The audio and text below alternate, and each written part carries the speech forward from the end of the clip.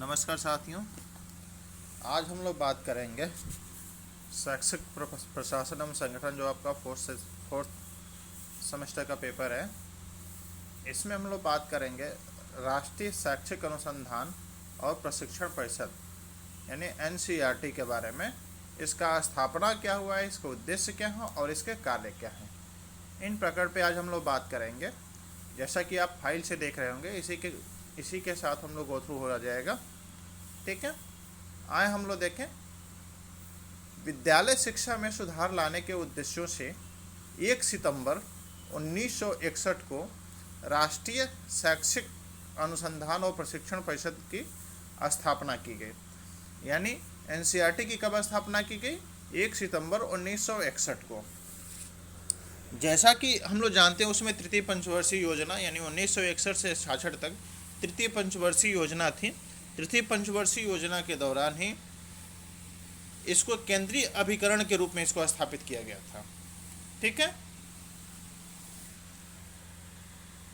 इसकी स्थापना तत्समय कार्यरत विभिन्न संस्थाओं, जैसे क्या क्या था उस समय के, जो केंद्रीय शिक्षा संस्थान, माध्यमिक शिक्षा प्रसार कार्यक्रम निदेशालय, राष्ट्रीय बेसिक शिक्षा संस्थान, राष्ट्रीय श्रव्य दृश्य शिक्षा संस्थान, केंद्रीय पाठ्य पुस्तक अनुसंधान ब्यूरो, केंद्रीय शिक्षा और व्यावसायिक निर्देशन ब्यूरो और राष्ट्रीय मूल शिक्षा केंद्र को मिलाकर ही की गई थी।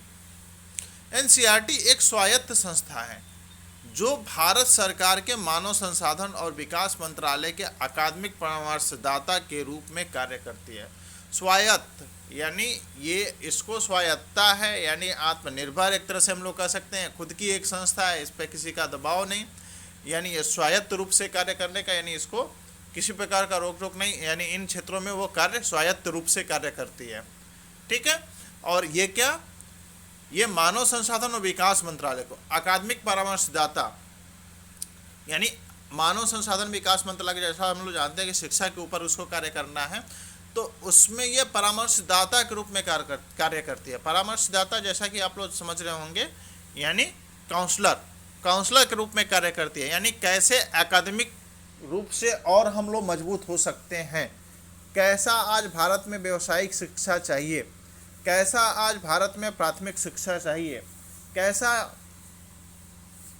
किस प्रकार की शिक्षा प्रणाली पे हमको ध्यान देने की आवश्यकता है, किस प्रकार से हमको टीचर को ट्रेनिंग देने की आवश्यकता है, किस प्रकार से शिक्षक प्रशिक्षक को हमको ट्रेनिंग देने की आवश्यकता है, किस तरह से नई नई तकनीकों को हमको शिक्षक के सामने लाना है, इन सभी बिंदुओं को परामर्शदाता के तौर पे सभी चीज़ों का सर्वे करते हुए, इन चीज़ों पे शोध करते हुए उन चीज़ों को लाती है यह।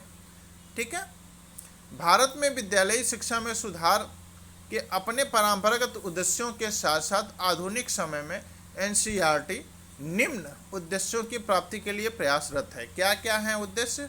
राष्ट्रीय पाठ्यचर्या की रूपरेखा यानी एनसीएफ 2005 को लागू करना। जैसा कि हम लोग जानते हैं, राष्ट्रीय पाठ्यचर्या की रूपरेखा जो 2005 है, हम कहें शिक्षा का आज का जो शिक्षा है प्रणाली, वो रीढ़ की हड्डी के तौर पे कार्य करता है। यानी जिस प्रकार से बैकबोन शरीर में होती है, उसी प्रकार से आज की जो शिक्षा की धुरी, प्राथमिक शिक्षा को स्पेशली हम कहेंगे, एक शिक्षक को ये एनसीएफ 2005 को समझना और इसको लागू करना बहुत ही ज़रूरी हो गया। इसके लिए एनसीईआरटी जो है 2005 को लागू करने के लिए कैसे इसको और अच्छे से लागू किया जाए, इस पर कार्य करती है। प्राथमिक शिक्षा का सार्वभौमिकरण का मतलब यानी सभी के लिए शिक्षा की हम बात करें, यानी प्राथमिक शिक्षा का कैसे सार्वभौमिकरण हो, यानी सबके लिए सब तक कैसे इस शिक्षा को पहुंचाया जाए, यानी सभी तक इस शिक्षा को कैसे पहुंचाया जाए, यानी ये एनसीईआरटी के उद्देश्य में ये भी आएगा। शिक्षक शिक्षा में सुधार, यानी जो शिक्षक है, यानी आप अगर डीएलएड कर रहे हो तो आपके शिक्षा में क्या क्या सुधार की आवश्यकता है, यानी हमको प्राथमिक के तौर पे आप प्राथमिक विद्यालयों में आपकी नियुक्ति करिए तो किस तरह के हमको टीचर की आवश्यकता है, उस तरह के पाठ्यक्रम का निर्माण किया जाए। नेक्स्ट क्या है? शिक्षक अधिगम अनुप्रयोगों का निर्माण, यानी शिक्षक जो है अधिगम अनुप्रयोगों का निर्माण करें। नेक्स्ट जो है व्यवसायिक शिक्षा का विकास, यानी व्यवसायिक शिक्षा, जैसा कि हम लोग मानते हैं कि परंपरागत शिक्षा जो है आज के परिप्रेक्ष्य से बहुत उपदेयता के रूप में हमारे साथ कार्य नहीं कर रही है, यानी बहुत प्रोडक्टिव नहीं है। हम तो देखें आज हमारे पास जो पारंपरिक शिक्षा प्रणाली है, बहुत से लोग डिग्री लेके यहाँ वहाँ घूमने लगे, यानी आज जो शिक्षा है वो व्यवसायिक शिक्षा की तरफ लाया जाए। बच्चों में ऐसे स्किल डेवलप किए जाए जो एक प्रोफेशनल के स्तर पे कार्य करें, उस तरह, यानी वो बेरोजगार ना रहें, इस तरह की शिक्षा की आवश्यकता है। इस पर एनसीईआरटी का एक उद्देश्य है, ये विशेष आवश्यकता वाले समूहों की शिक्षा, विशेष आवश्यकता वाले समूहों की शिक्षा, यानी जो विशेष आवश्यकता वाले हैं, यानी हम कह सकते हैं, एक बार हम लोग स्पेशल चाइल्ड की भी बात करें, उनके लिए भी ये विशेष आवश्यकता वाले उनके समूह को कैसे हम लोग शिक्षित किया जाए। अगर स्पेशल चाइल्ड हमारे सामने समस्या है, जैसा कि हम लोग जानते हैं स्पेशल चाइल्ड के लिए आज भी जितने डिस्ट्रिक्ट हैं उतने स्कूल अपने यहाँ नहीं होंगे। ऐसे में सबको शिक्षा कहाँ, तो इस शिक्षा की संकल्पना को समान करते हुए, यानी कैसे सबको शिक्षा उपलब्ध कराई जाए, इंक्लूसिव एजुकेशन की संकल्पना को आया, जिसमें सामान्य बच्चों के साथ विशिष्ट बच्चों की भी शिक्षा देने की बात है। ठीक है, नेक्स्ट क्या है, मूल्य आधारित शिक्षा का विकास। मूल्य आधारित शिक्षा का विकास कैसे, यानी आज का जो शिक्षा है उसमें मूल्यों का कहीं ना कहीं गिरना पाया जा रहा है।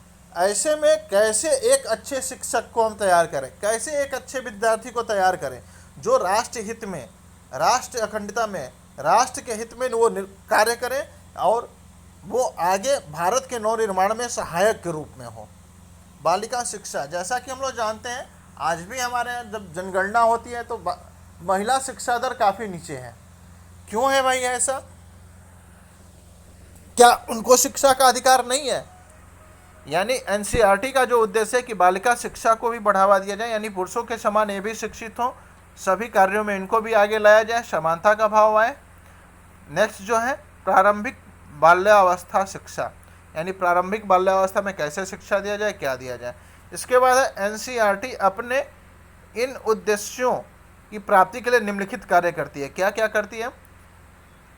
शिक्षा की समस्त शाखाओं में शोध कार्य करना, यानी शिक्षा की समस्त शाखाओं, यदि हम बात करें प्राथमिक स्तर पे, अपर प्राइमरी की बात कर लें, उसके बाद अगर हम लोग माध्यमिक की बात करें, उच्च माध्यमिक की बात करें, यानी इन सभी के लिए शोध कार्य करती है, कैसे इनको और अच्छे से हम लोग शिक्षित किया जा सकता है और कैसे नहीं।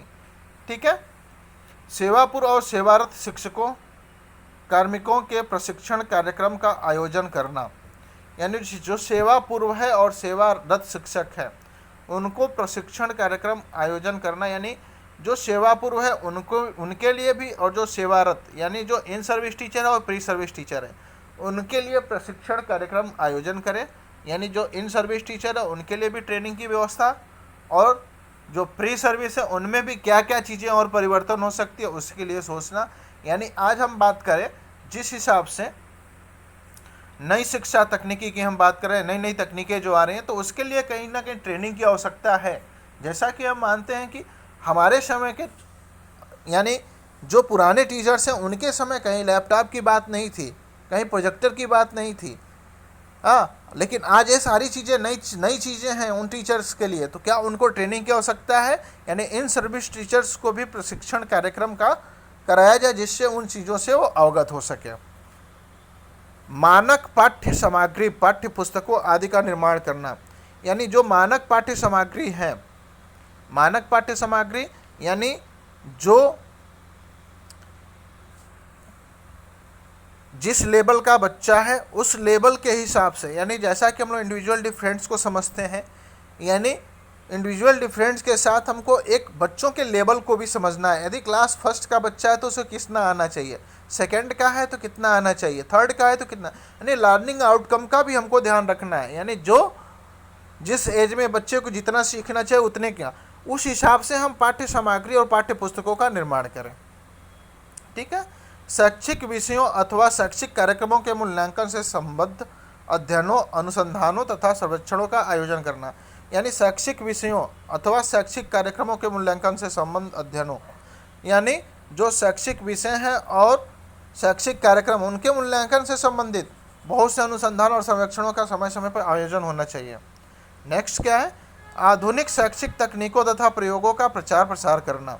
जो आधुनिक शैक्षिक तकनीक है यानी जो नई नई शैक्षिक तकनीकें हैं उनका कैसे हम लोग प्रयोग किया जाए और कैसे प्रचार प्रसार किया जाए, इन सभी बिंदुओं पे भी ध्यान देना। विद्यालय शिक्षा से संबंधित सभी विषयों और विचारों के आदान प्रदान हेतु संघ और विभिन्न राज्यों के बीच समन्वय स्थापित करना।